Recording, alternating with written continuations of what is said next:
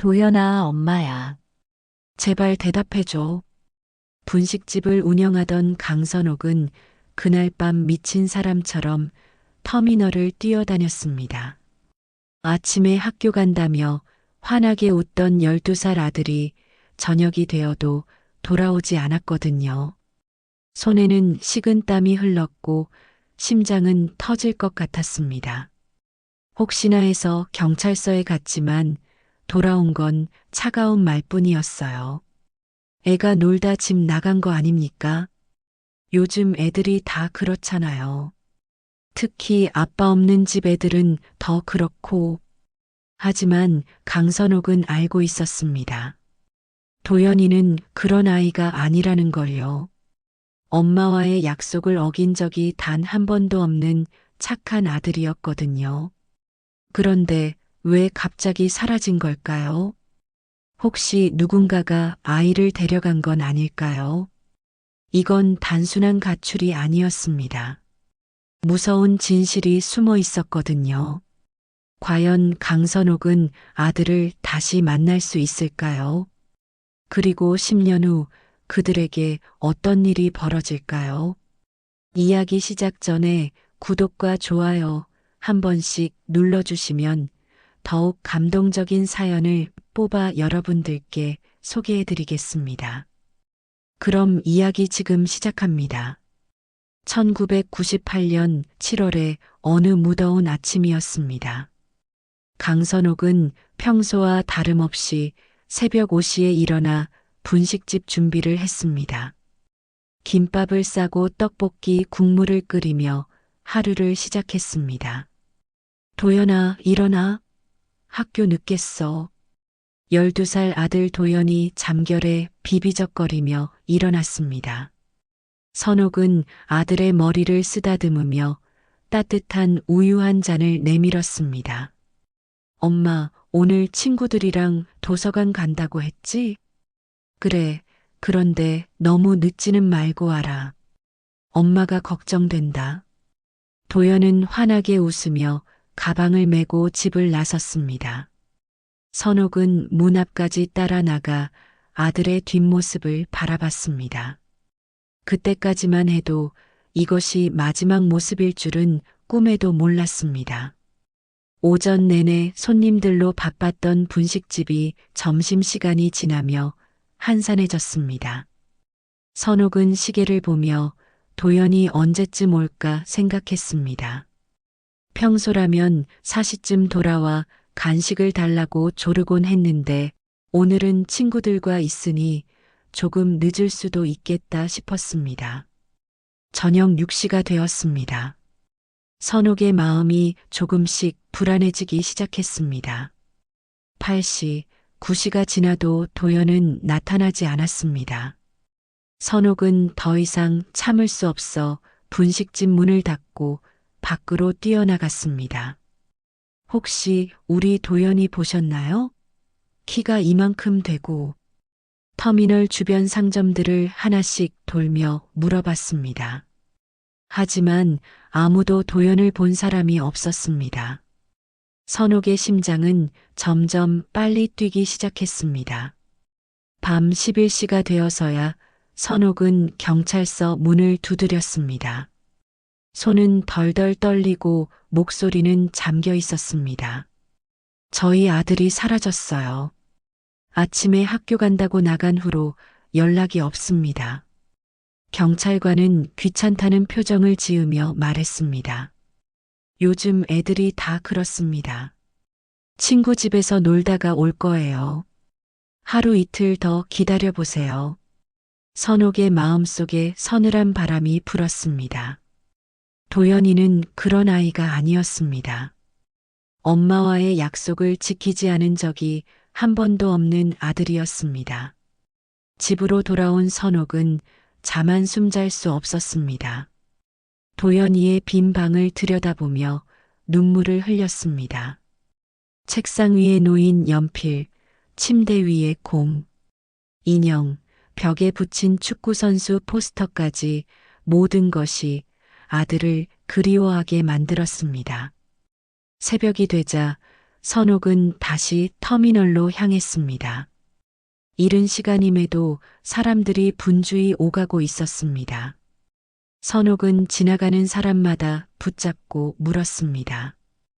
혹시 이 아이 보셨나요? 주머니에서 도연이의 사진을 꺼내 보여줬습니다. 학교 입학식 때 찍은 사진이었습니다. 하지만 모든 사람들이 고개를 저었습니다. 터미널 관리사무소 앞에서 선옥은 잠시 망설였습니다. 그곳의 소장은 동네에서 꽤 영향력 있는 사람이었습니다. 혹시 무엇인가 알고 있을지도 모른다는 생각이 들었습니다. 사무소 문을 열고 들어가자 중년 남성이 담배를 피우며 앉아 있었습니다. 선옥은 떨리는 목소리로 말을 꺼냈습니다. 소장님, 저희 아들이 어제부터 집에 안 들어왔는데. 소장은 선옥을 위아래로 훑어보며 냉정하게 말했습니다. 애가 놀다 집 나간 거 아닙니까? 요즘 애들이 다 그렇잖아요. 특히 아빠 없는 집 애들은 더 그렇고. 선옥의 얼굴이 빨갛게 달아올랐습니다. 하지만 아들을 찾아야 한다는 절박함 때문에 참을 수밖에 없었습니다. 하루가 또 지나갔습니다. 선옥은 분식집도 제대로 열지 못하고 하루 종일 아들을 찾아다녔습니다. 발바닥이 부르트고 목이 쉴 때까지 도연이의 이름을 불러댔습니다.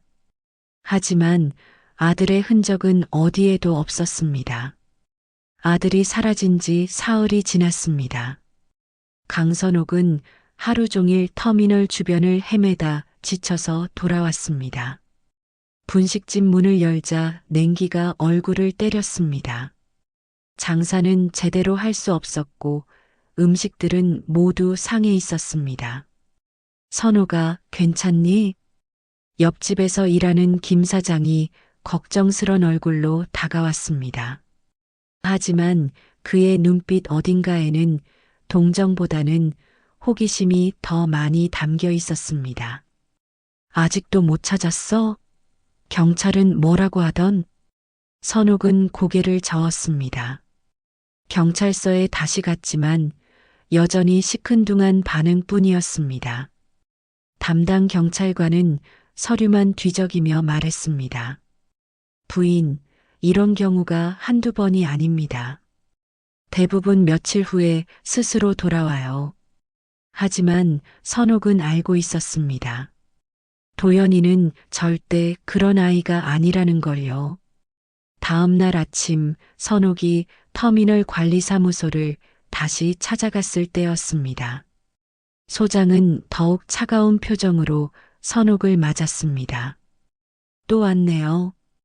애가 놀다 집 나간 거라니까요. 괜히 소란 피우지 말고 집에서 기다리세요. 제발 CCTV만 한번 봐주세요. 혹시 모르잖아요.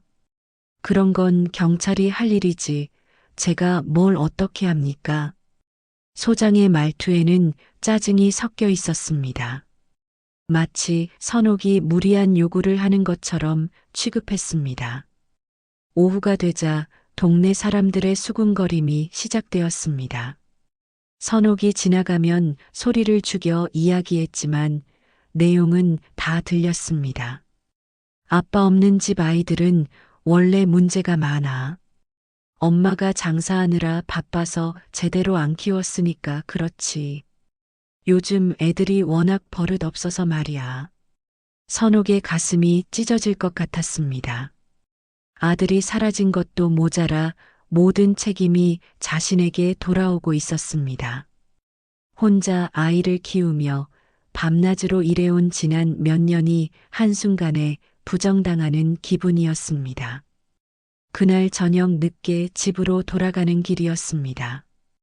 옆집 할머니가 선옥을 불러 세웠습니다. 70대 중반의 박 할머니는 이 동네에서 가장 오래 살았던 분이었습니다. 선옥아, 잠깐만. 할머니의 목소리는 평소보다 조심스러웠습니다. 주위를 둘러본 후 작은 소리로 말했습니다.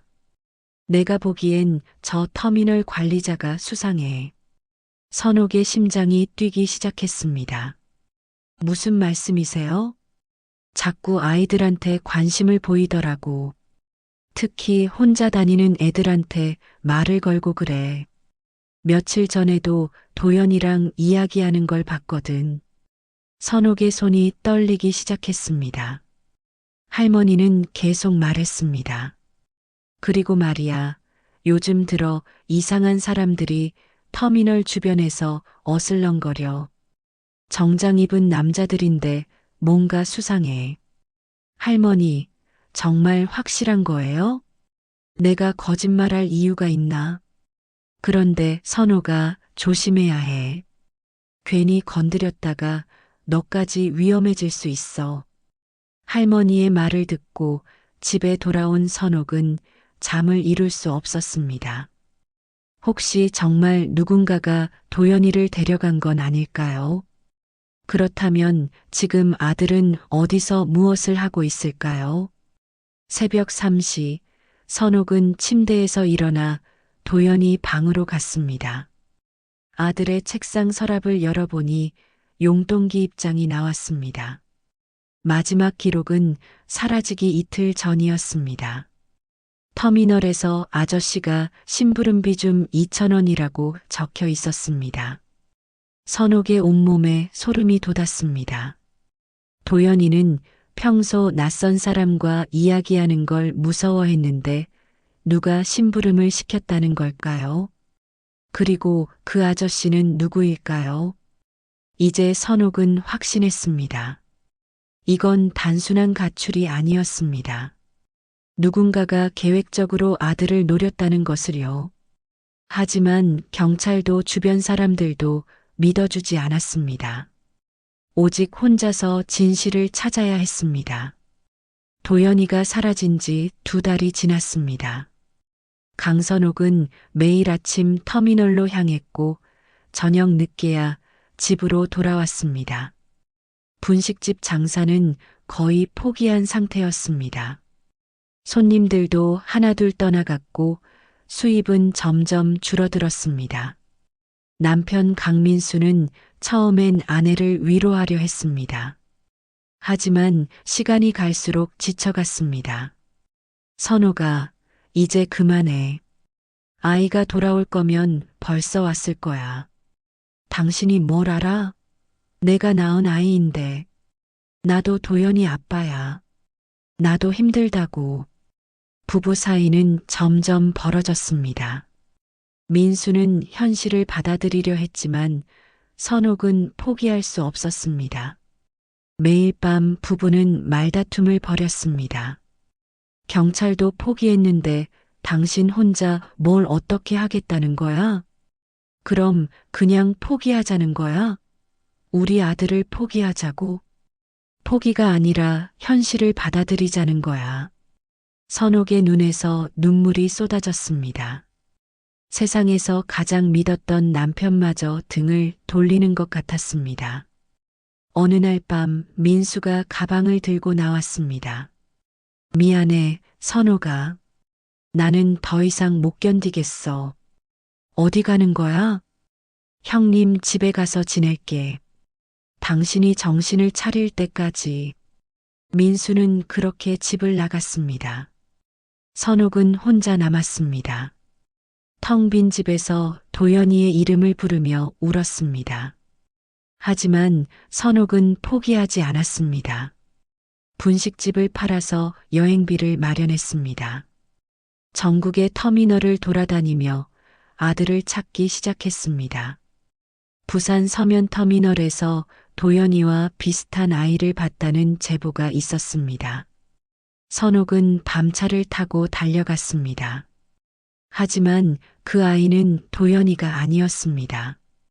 대구에서도 광주에서도 마찬가지였습니다. 희망을 품고 달려갔지만 번번이 실망만 안고 돌아왔습니다. 아줌마, 이 아이 제 아들이에요. 혹시 보신 적 없나요? 아이고, 참 안 됐네요. 그런데 이런 아이들이 너무 많아서 전국의 터미널마다 가족을 잃고 헤매는 사람들이 있었습니다. 선옥은 자신만 불행한 게 아니라는 걸 알았습니다. 하지만 그것이 위로가 되지는 않았습니다. 2년이 지났습니다. 선옥의 얼굴에는 깊은 주름이 생겼습니다. 머리카락도 반쯤 하얗게 변했습니다. 손에는 항상 도연이의 사진이 들려 있었습니다. 사진도 낡고 해져서 몇 번이나 복사했습니다. 어느 날 대전역에서 한 할머니가 선옥에게 말했습니다. 아가씨, 너무 마음 쓰지 마세요. 아이들은 다 컵니다. 어디선가 잘 살고 있을 거예요. 하지만 선옥에게는 그런 위로가 무의미했습니다. 살아있는지 죽었는지도 모르는 상황에서 어떻게 마음을 놓을 수 있겠습니까? 5년이 지났습니다. 선옥은 이제 50대 중반이 되었습니다. 찾아다니는 것도 예전만큼 쉽지 않았습니다. 무릎도 아프고 숨도 자주 찼습니다. 하지만 멈출 수는 없었습니다. 때로는 비슷한 처지의 사람들을 만나기도 했습니다. 자식을 잃고 전국을 헤매는 부모들이었습니다. 서로 정보를 나누고 위로했지만 결국 각자의 길을 가야 했습니다. 우리 딸도 12살 때 사라졌어요. 벌써 8년째예요. 아들은 몇 살이었죠? 10살이었는데 이제 20살이 됐을 거예요. 이런 대화를 나누며 선옥은 깨달았습니다. 도연이도 이제 성인이 되었다는 것을요. 12살 어린아이의 모습으로 기억 속에 남아있지만 실제로는 22살 청년이 되었을 것입니다. 10년이 흘렀습니다. 선옥은 이제 60대가 되었습니다. 작은 원룸에서 혼자 살며 청소 일을 해서 생계를 유지했습니다. 하지만 여전히 휴일이면 터미널로 향했습니다. 어느 추운 겨울밤이었습니다. 선옥은 평소처럼 서울역 대합실을 돌아다니고 있었습니다. 그때 구석에 웅크리고 앉은 젊은 남자를 봤습니다. 더러운 옷을 입고 있었지만 옆모습이 낯익었습니다. 선옥의 심장이 뛰기 시작했습니다. 그 청년이 고개를 들었을 때 선옥은 숨이 멎을 뻔했습니다. 10년 전 기억 속 도연이의 눈빛이 그대로 있었습니다.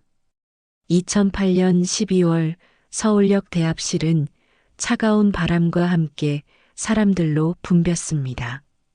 강선옥은 두꺼운 패딩을 입고 익숙한 발걸음으로 대합실을 돌아다녔습니다. 10년간 이어온 일상이었습니다. 밤 11시가 넘어서야 사람들이 줄어들기 시작했습니다. 선옥은 구석진 곳까지 꼼꼼히 살펴봤습니다. 혹시나 하는 마음으로 계속 찾아다녔지만 오늘도 빈손일 것 같았습니다.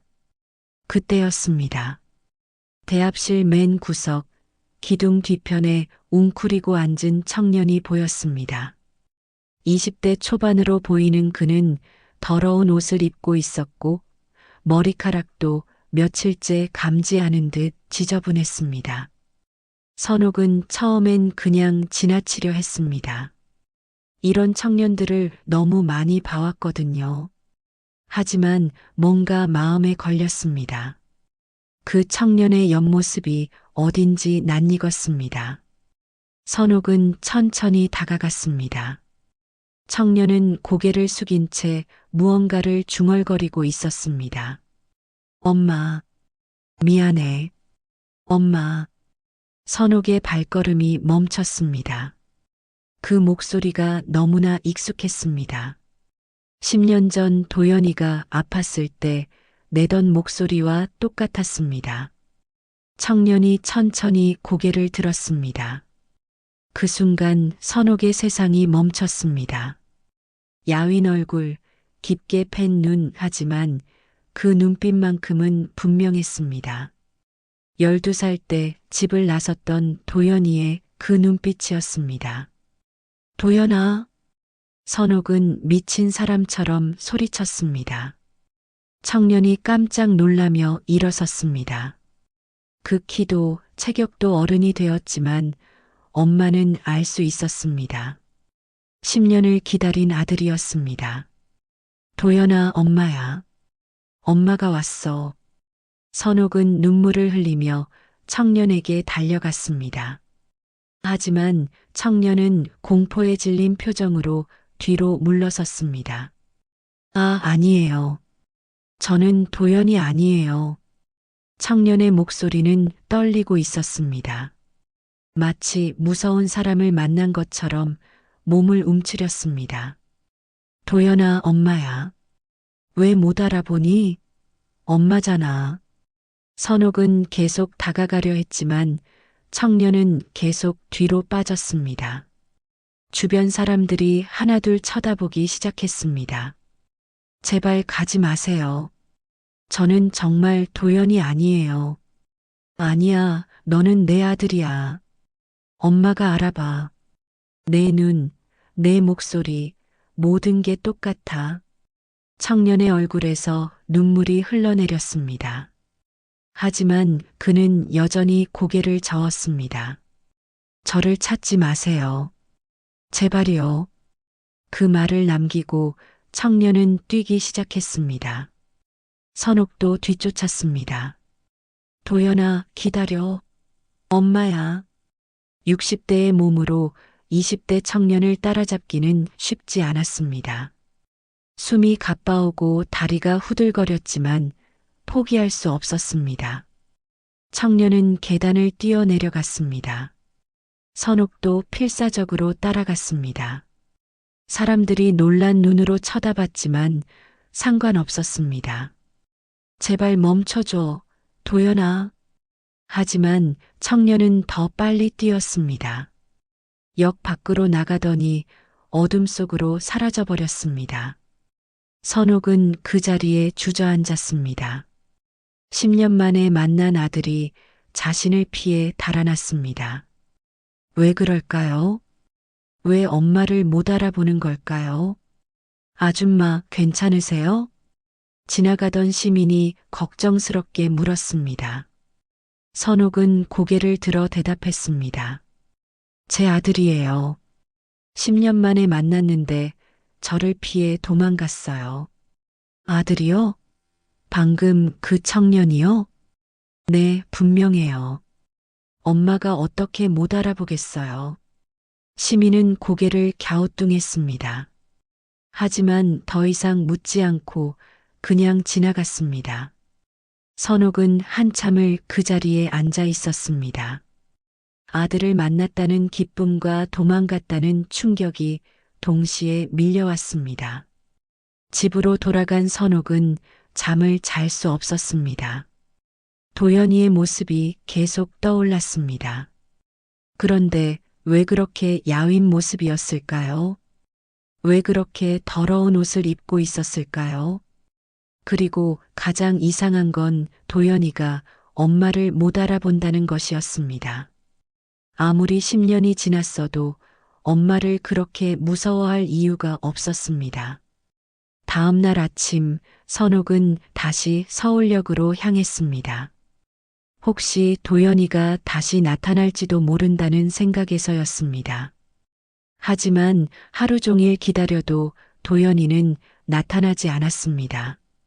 대신 비슷한 처지의 청년들만 여럿 보였습니다. 모두 무언가에 쫓기는 듯한 표정을 하고 있었습니다. 선옥은 한 청년에게 다가가 물어봤습니다. 혹시 어제 여기서 만난 청년 알아요?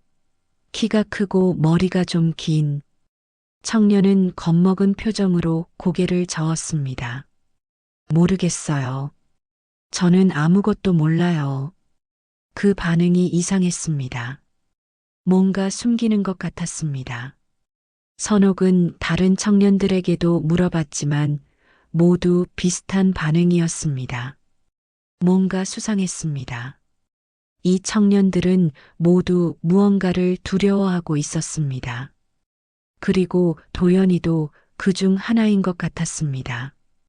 다음 날 아침 강선옥은 서울역 파출소를 찾아갔습니다.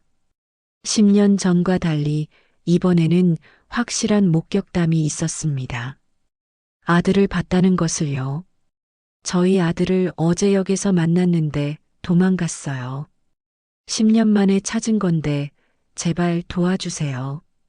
당직 경찰관은 피곤한 표정으로 선옥을 바라봤습니다.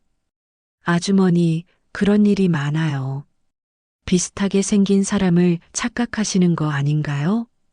아니에요. 분명히 제 아들이었어요. 엄마가 어떻게 못 알아보겠어요. 그때 안쪽에서 젊은 경찰관이 나왔습니다. 30대 초반으로 보이는 진우 형사였습니다. 그는 선옥의 이야기를 관심 있게 들었습니다. 할머니, 자세히 말씀해 주세요. 언제 어디서 보셨나요? 선옥은 어제 있었던 일을 자세히 설명했습니다. 진우는 메모를 하며 끝까지 들었습니다. 요즘 터미널 주변에 수상한 일들이 많이 보고되고 있어요. 한번 자세히 살펴보겠습니다. 정말요? 정말 도와주실 거예요? 네, 약속드릴게요. 진우 형사는 그날부터 서울역 주변을 돌아다니기 시작했습니다.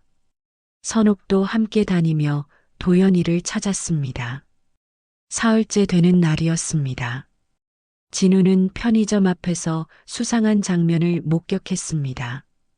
한 청년이 중년 남성에게 돈을 건네고 있었습니다. 저기 보세요. 진우가 선옥에게 속삭였습니다. 그 청년은 바로 도연이었습니다. 선옥의 심장이 뛰기 시작했습니다. 도연이는 돈을 건넨 후 고개를 숙이고 어딘가로 향했습니다. 중년 남성은 돈을 세어본 후 만족스러운 표정을 지었습니다. 저 사람 누구예요? 진우가 주변 상인에게 물어봤습니다. 아, 저 사람은 터미널 관리사무소 직원이에요. 이 근처에서 꽤 오래 일했죠. 진우와 선옥은 서로 눈을 마주봤습니다.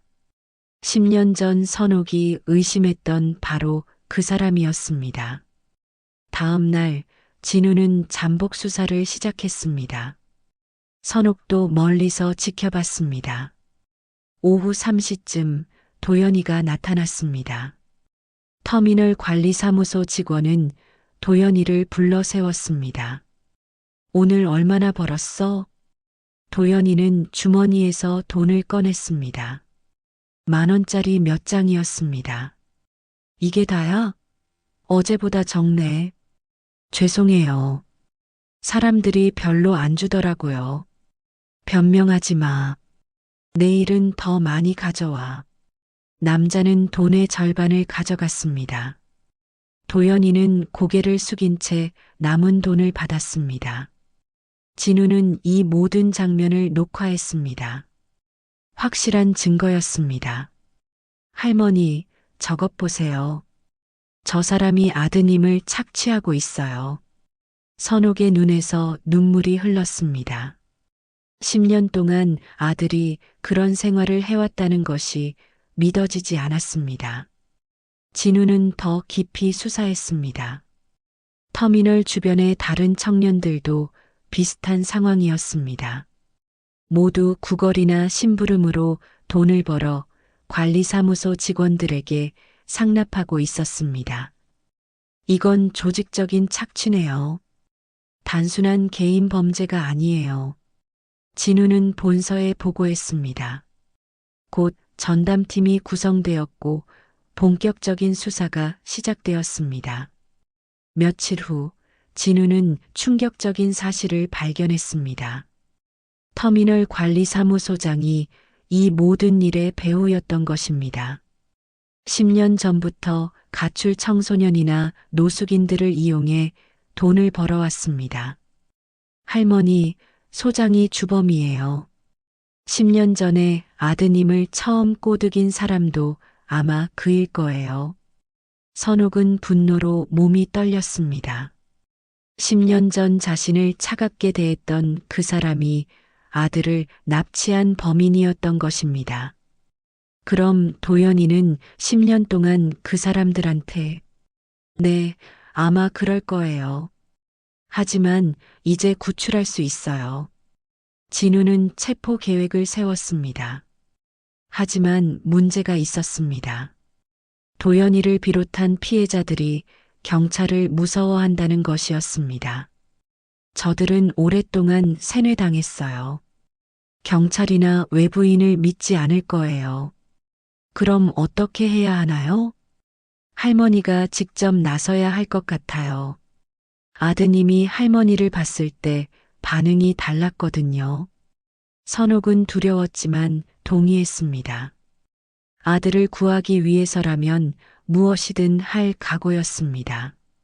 제가 미끼가 되면 되는 거죠? 네, 위험할 수 있어요. 그래도 하시겠어요? 당연하죠. 제 아들인데요. 작전 당일 선옥은 평소처럼 터미널 대합실에 앉아 있었습니다. 진우와 동료들은 곳곳에 숨어서 대기했습니다. 오후 4시쯤 도연이가 나타났습니다.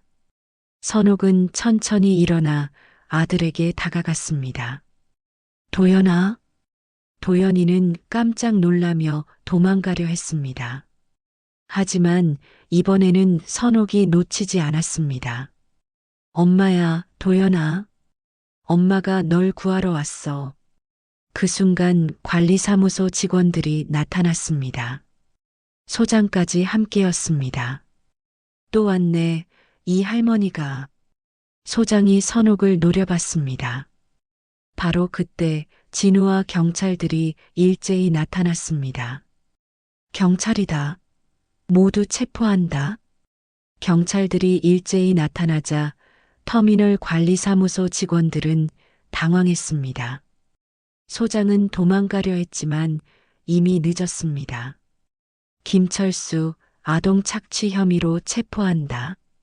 진우 형사가 수갑을 채우며 소장을 제압했습니다. 다른 직원들도 줄줄이 체포되었습니다. 도연이는 무슨 일인지 몰라 멍하니 서 있었습니다. 선옥이 다가가자 여전히 뒤로 물러섰습니다. 도연아, 괜찮아. 이제 안전해. 하지만 도연이는 고개를 저었습니다. 저는 도연이 아니에요. 제 이름은 김민호예요. 선옥의 마음이 찢어졌습니다. 10년 동안 아들은 자신의 이름조차 잊고 살았던 것입니다. 경찰서에서 조사가 시작되었습니다. 김철수 소장은 끝까지 발뺌했습니다. 저는 그냥 일자리를 알선해 준 것뿐입니다. 아이들이 스스로 온 거예요. 하지만 증거는 명확했습니다. 진우가 녹화한 영상과 피해자들의 증언이 쌓여갔습니다. 더 충격적인 사실이 드러났습니다. 이 조직은 10년 전부터 체계적으로 운영되어 왔습니다. 가출 청소년이나 가족이 없는 아이들을 노렸습니다. 처음에는 착한 아저씨인 척 접근합니다. 밥도 사주고 잠잘 곳도 제공해주죠. 수사관이 선옥에게 설명했습니다. 그러다가 점점 돈을 벌어오라고 강요합니다. 도망가면 더 큰 벌을 준다고 협박하고요. 선옥은 눈물을 흘렸습니다. 12살 어린아이가 그런 끔찍한 일을 당했다니 믿을 수 없었습니다. 며칠 후 더욱 충격적인 진실이 밝혀졌습니다. 터미널 주변 상인들 중 상당수가 이 사실을 알고 있었다는 것입니다. 진우가 증인으로 불러온 편의점 사장이 떨리는 목소리로 말했습니다. 알고는 있었습니다. 하지만 어떻게 해야 할지 몰랐어요. 왜 신고하지 않으셨습니까?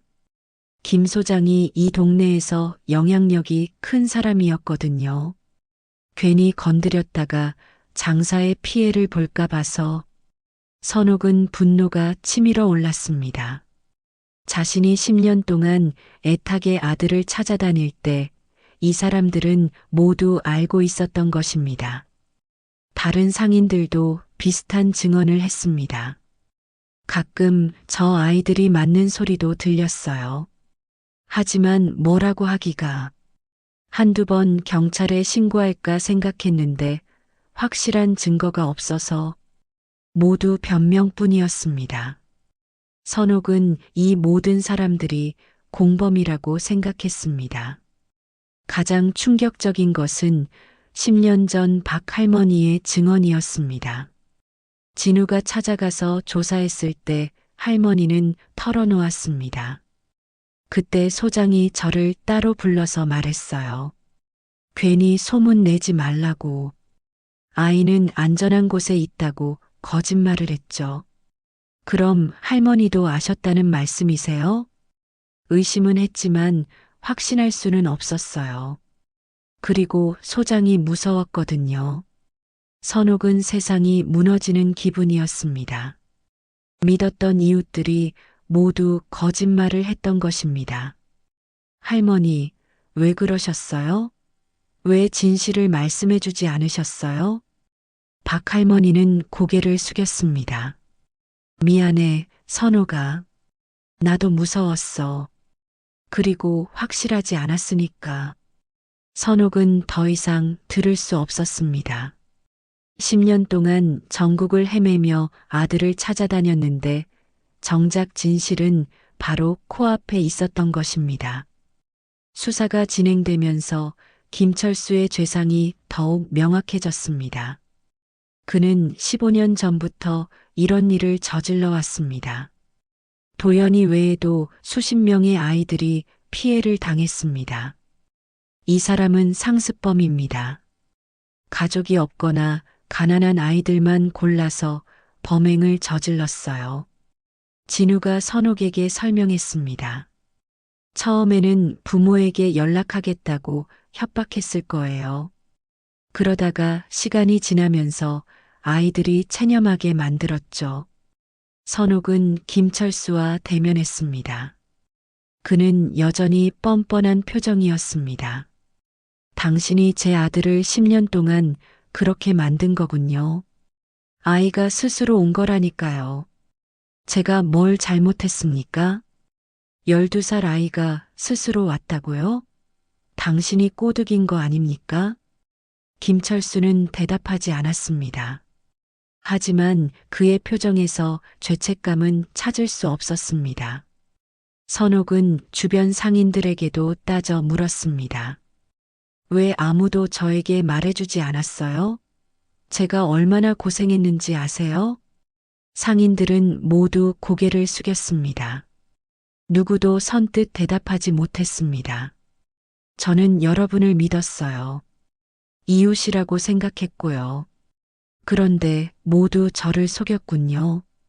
편의점 사장이 조심스럽게 말했습니다. 사모님, 저희도 확신할 수 없었어요. 그리고 김 소장이 워낙 변명하지 마세요. 여러분은 모두 공범입니다. 선옥은 이 동네에서 더 이상 살 수 없다고 생각했습니다. 10년 동안 믿었던 모든 것이 거짓이었습니다. 하지만 이제 중요한 건 도연이었습니다. 아들을 원래 모습으로 되돌리는 것이 가장 시급했습니다. 김철수가 체포된 후에도 조직은 완전히 해체되지 않았습니다. 다른 브로커들이 여전히 활동하고 있었고 피해 청년들을 관리하고 있었습니다. 진우 형사는 선옥에게 말했습니다. 할머니, 아직 끝나지 않았어요. 김철수는 말단일 뿐이에요. 더 큰 조직이 있을 거예요. 그럼 도연이는 여전히 위험하다는 말씀인가요? 네, 그래서 마지막 작전이 필요해요. 할머니의 도움이 필요합니다. 선옥은 주저하지 않고 동의했습니다. 아들을 완전히 구출하기 위해서라면 무엇이든 할 각오였습니다. 작전은 간단했습니다. 선옥이 도연이에게 다가가서 관심을 끌고 숨어 있는 브로커들을 유인해내는 것이었습니다. 위험할 수 있어요. 그래도 하시겠어요? 제 아들을 구하는 일인데 위험하다고 포기할 수 없죠. 작전 당일 선옥은 평소보다 일찍 터미널에 도착했습니다. 진우와 수사팀들은 곳곳에 숨어서 대기했습니다. 오후 3시쯤 도연이가 나타났습니다. 여전히 지저분한 옷을 입고 있었고 표정도 어두웠습니다. 선옥은 천천히 다가갔습니다. 심장이 빠르게 뛰었지만 침착함을 유지했습니다. 도연아? 도연이는 깜짝 놀라며 일어섰습니다. 예전처럼 도망가려 했지만 선옥이 부드럽게 말했습니다. 도망가지 마. 엄마야. 저는 도연이 아니라고 했잖아요. 아니야, 너는 내 아들이야. 엄마가 알아. 선옥은 주머니에서 낡은 사진을 꺼냈습니다. 도연이가 12살 때 찍은 사진이었습니다. 이것 봐. 너잖아. 도연이는 사진을 보더니 눈물을 흘리기 시작했습니다. 저는 기억이 안 나요. 아무것도 기억이 안 나요. 괜찮아. 천천히 기억하면 돼. 엄마가 도와줄게. 그때 뒤에서 험악한 목소리가 들렸습니다. 또 이 할머니네. 뒤돌아보니 정장을 입은 중년 남자 2명이 다가오고 있었습니다. 진짜 브로커들이었습니다. 민호야, 이리 와. 저 할머니 말 듣지 마. 도연이는 무서워하며 브로커들 쪽으로 가려 했습니다. 하지만 선옥이 손을 잡았습니다. 가지 마, 도연아. 저 사람들이 나쁜 사람들이야. 나요. 저 사람들이 날 보살펴줬어요. 브로커 중 한 명이 선옥에게 다가왔습니다. 할머니, 괜한 일에 끼어들지 마세요. 이 아이는 우리가 키운 거예요. 키운 게 아니라 착취한 거죠. 12살 아이를 납치해서 10년 동안 부려먹었으면서 무슨 소리예요? 이 아이가 스스로 우리에게 왔어요. 브로커들은 점점 위협적으로 변했습니다. 한 명은 도연이를 끌어가려 했고 다른 한 명은 선옥을 밀쳤습니다. 할머니, 더 이상 방해하면 다칠 수 있어요. 바로 그때였습니다. 진우와 수사팀들이 일제히 나타났습니다. 경찰이다. 모두 움직이지 마. 브로커들은 당황했지만 도망가려 했습니다. 하지만 이미 사방이 포위되어 있었습니다. 박성민, 이재욱 인신매매 및 착취 혐의로 체포한다. 수갑이 채워지는 소리가 들렸습니다. 브로커들은 끝까지 억울하다고 소리쳤지만 소용없었습니다. 도연이는 혼란스러워했습니다. 지금까지 자신을 보살펴주던 사람들이 범죄자라니 이해할 수 없었습니다. 저 사람들이 정말 나쁜 사람이에요? 선옥은 도연이를 안으며 말했습니다.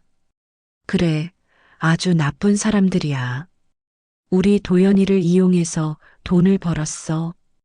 그럼 저는 어떻게 해야 해요? 엄마랑 함께 가는 거야. 이제 안전해.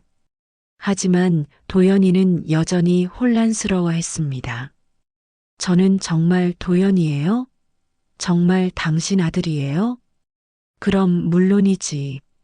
엄마가 거짓말할 이유가 있겠니? 도연이는 울음을 터뜨렸습니다. 10년 동안 억눌러왔던 감정이 한꺼번에 폭발했습니다. 엄마, 정말 엄마예요? 그래, 엄마야. 엄마가 왔어. 선옥도 눈물을 흘리며 아들을 껴안았습니다. 10년 만에 진짜 포옹이었습니다. 하지만 도연이는 갑자기 선옥을 밀쳐냈습니다. 아니에요. 엄마는 저를 버렸어요. 저를 찾으러 오지 않았어요. 무슨 소리니? 엄마는 단 하루도 널 포기한 적이 없어. 거짓말이에요. 민호 형이 말했어요. 부모들은 다 자식을 버린다고. 선옥의 마음이 찢어졌습니다. 아들이 얼마나 큰 상처를 받았는지 알 수 있었습니다. 도연아, 엄마는 10년 동안 너만 찾아다녔어. 전국의 터미널을 다 돌아다녔단다. 정말요? 정말이야. 엄마는 단 한 번도 널 버린 적이 없어. 포기한 적도 없고. 도연이는 망설이다가 조심스럽게 물었습니다. 그럼 이제 저랑 같이 살 거예요? 당연하지. 우리는 가족이잖아. 도연이는 다시 선옥의 품에 안겼습니다.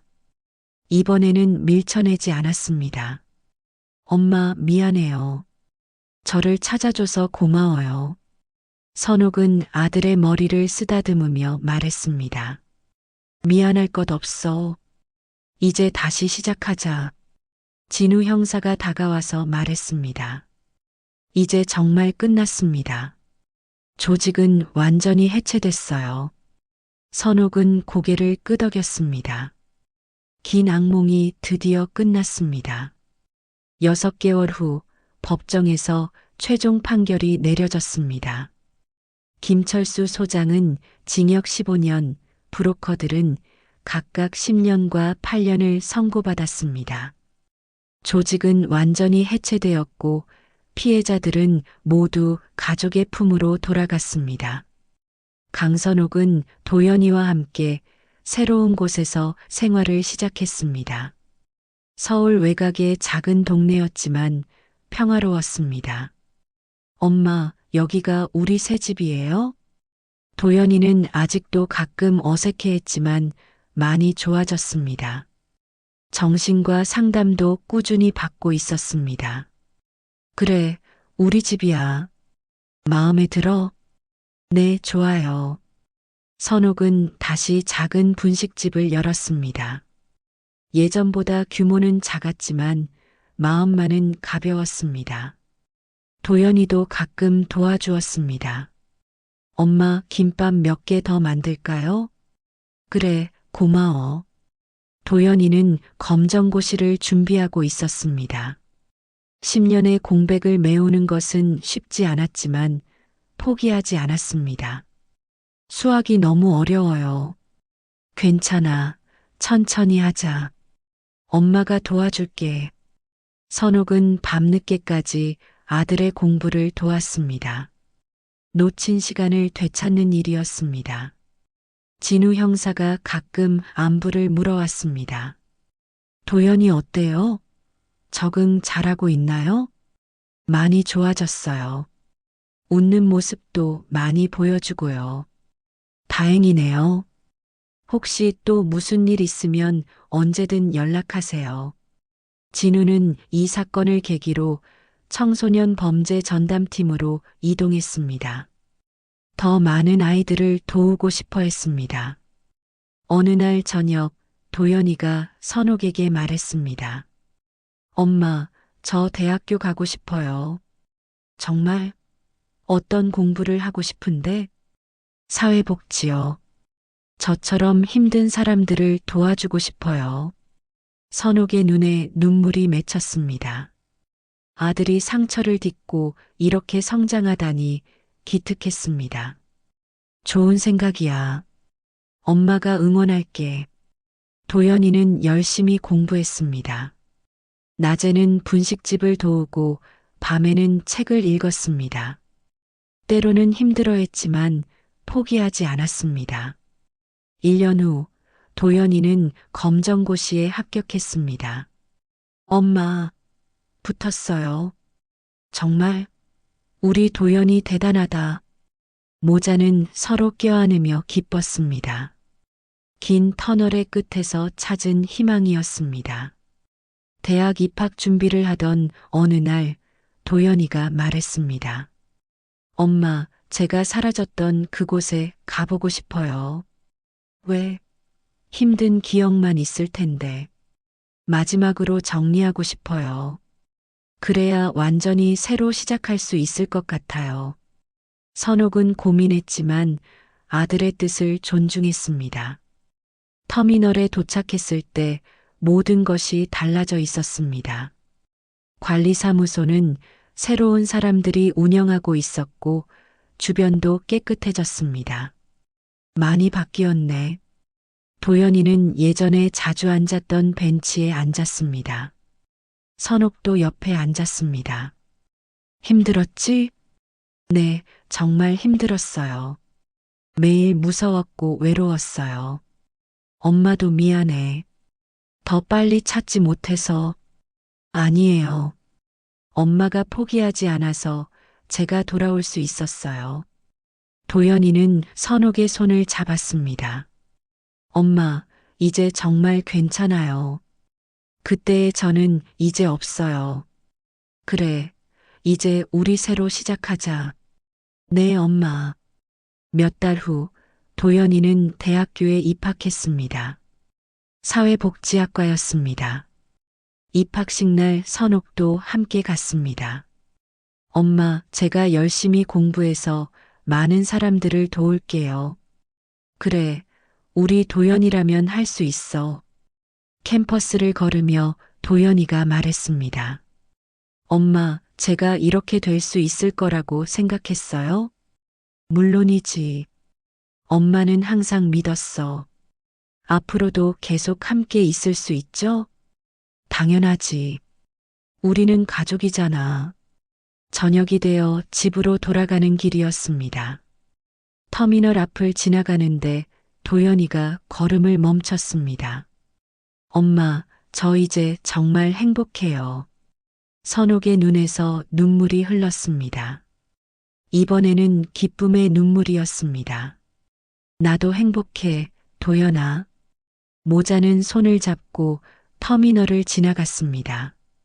10년 전의 악몽은 이제 정말 끝났습니다. 새로운 희망이 시작되었습니다. 도시의 네온 사인이 반짝이는 저녁 거리를 걸으며 선옥은 생각했습니다. 포기하지 않기를 잘했다고, 끝까지 아들을 믿어주기를 잘했다고, 도연이도 마음속으로 다짐했습니다. 자신처럼 아픈 사람들에게 희망을 주는 사람이 되겠다고. 모자는 인파 속으로 사라져갔습니다. 하지만 이제 그들에게는 밝은 미래가 기다리고 있었습니다. 여러분, 오늘 강선옥 씨와 도연 씨의 이야기 어떠셨나요? 믿었던 이웃들의 침묵과 아들을 되찾기 위한 어머니의 끝없는 사랑이 담긴 이 사연이 마음에 드셨다면 꼭 구독과 좋아요 눌러주세요. 구독을 누르시면 매주 새로운 가족 이야기와 감동적인 사연을 가장 먼저 받아보실 수 있습니다. 좋아요는 더 많은 분들이 이런 진실한 이야기를 만날 수 있게 도와줍니다. 알림 설정까지 해주시면 새 영상이 올라올 때마다 놓치지 않고 시청하실 수 있어요. 댓글로 선옥 씨와 도연 씨에게 응원의 메시지도 남겨주세요. 그리고 여러분도 혹시 비슷한 경험이 있으시거나 주변에서 들은 이야기가 있다면 언제든 들려주세요. 여러분의 따뜻한 댓글과 공감이 큰 힘이 됩니다.